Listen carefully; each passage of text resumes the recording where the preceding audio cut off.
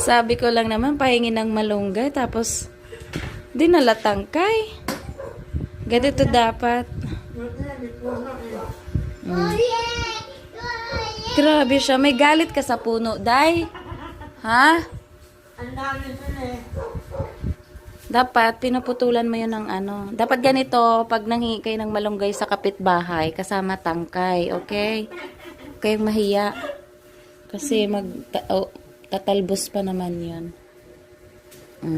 Berna! Happy New Year! Ito ba regalo mo sa akin? Oo na naman. Always oo yan. O, magkano yung chayote? Sayote. But it's chayote. Kaya sukli ko. Parating akong ano.